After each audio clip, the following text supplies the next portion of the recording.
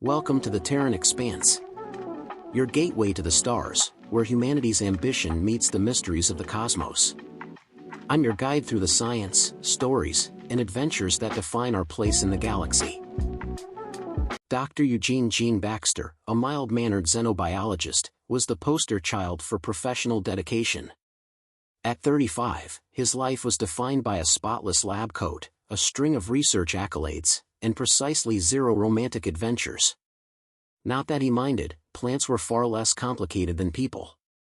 When the Intergalactic Biological Alliance tapped him for a year-long research assignment on the alien planet Zynara, Gene was ecstatic. The planet was renowned for its diverse flora, some of which exhibited biochemical properties that defied Earth's understanding of biology. A year of solitude in a lab surrounded by groundbreaking specimens?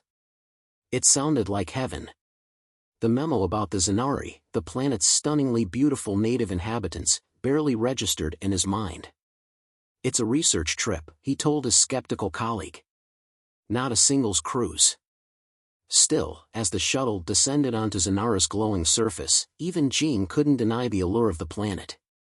Its forests shimmered with bioluminescence, rivers sparkled like liquid diamonds, and the air smelled faintly of citrus and rain. "This," he muttered, gripping his datapad, "is going to be great." Gene's optimism took a hit when the Zynari greeted him. Tall, lithe, and impossibly graceful, the aliens seemed like walking art. Their iridescent skin shimmered in hues that shifted with their emotions, and their clothes, if one could call them that, consisted of diaphanous fabrics that left very little to the imagination.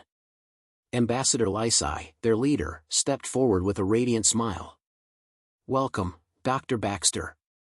We have awaited your arrival with great anticipation." Gene tried not to stare at her glowing golden eyes or the way her presence seemed to make the air warmer. "Ah, thanks. Where's the lab?" Lysai laughed, a sound like wind chimes. "Our planet is your lab. Explore, discover, and thrive." And thrive he did, for the first 2 weeks. Gene buried himself in his work, cataloging plants that defied logic. One species mimicked human laughter when touched, while another released spores that floated like tiny fireworks. The Zynari were polite and attentive, bringing him meals and answering his questions. But as the days passed, Gene noticed something off. The Zynari lingered too long when they visited, their gazes smoldering. They began complimenting him in ways that made his ears burn.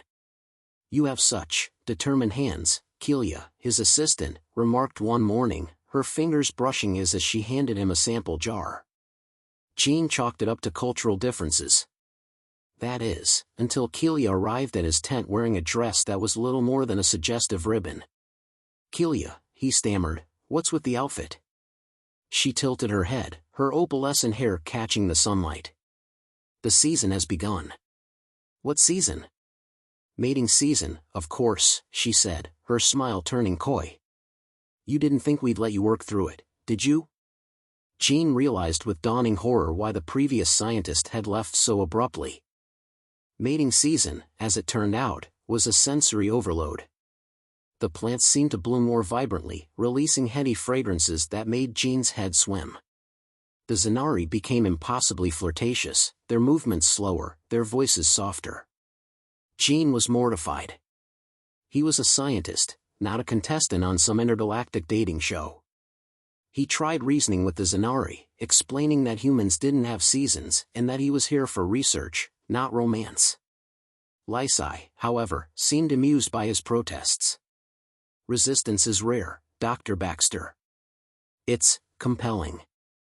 Gene's days became a blur of awkward encounters and increasingly desperate attempts to escape.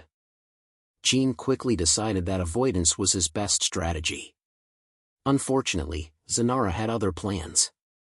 Hiding in the jungle. He packed a bag of supplies and ventured into the jungle, hoping to outlast the mating season. But the jungle itself seemed to conspire against him. Vines coiled around his ankles, and flowers burst open to reveal blindingly colorful petals that attracted Zynari scouts. By the third day, Gene was found by a particularly determined Zynari named Amara, who perched on a tree branch above him, her gaze predatory. "You can't hide forever, Dr. Baxter. Jean fled deeper into the forest, tripping over roots as the sound of her laughter echoed behind him. Camouflaging in mud. Next, Jean tried disguising himself with swamp mud, which reeked so badly he could barely breathe. Unfortunately, the mud turned out to be a sacred aphrodisiac. A group of Zynari soon gathered at the swamp's edge, clapping in admiration. "Truly, he understands our customs," one whispered reverently. Jean sank deeper into the muck, groaning. Pretending to be sick. Out of options, Jean faked a mysterious illness, complete with theatrical coughing fits. While this bought him temporary reprieve, Kelia soon arrived with a cure, a glowing potion that smelled suspiciously of roses. "It will revitalize your spirit," she insisted. Jean dumped it into a nearby flower pot when she wasn't looking. Despite his efforts, Jean couldn't escape the cultural misunderstandings that made his plight even worse. Jean gave a formal presentation on human anatomy, complete with detailed holograms, hoping to educate the Zynari on why their advances were futile. Instead, his explanation only deepened their fascination. "So you're saying your resistance is psychological?" Lysai asked, her eyes gleaming. "No. It's biological," Jean exclaimed, exasperated. "Your willpower is extraordinary," she said, as though he hadn't spoken. "We must study it." Jean facepalmed. At a formal Zynari dinner, Jean's resolve was tested to its limits. The atmosphere was electric, with pheromone-charged music and suggestive toasts. When Lysai leaned in, whispering about how his unique energy stirred the room, Jean panicked. "I need air," he muttered, bolting for the exit. He didn't stop running until he was back in his tent, determined to find a way off the planet. Jean devised increasingly absurd escape schemes. He built a raft that sank, a glider that crashed, and even tried to bribe a passing trader, only to be told, "Do you know how many beings would kill to be in your position?" Meanwhile, the Zynari grew bolder. One night, Jean woke to find his tent filled with a rose-colored mist, an aphrodisiac vapor released by nearby flowers. He stumbled outside, only to be greeted by Kelia. "You're working too hard," she purred. "Let us relax you." Jean screamed internally. Help arrived in the form of Nolix, an elderly Zynari who had aged out of mating seasons and found the whole ordeal tiresome. "Humans are odd," Nolix remarked, watching Jean fortify his tent with vines and rocks. "You flee what others would embrace." Jean threw his hands up. "Because it's insane.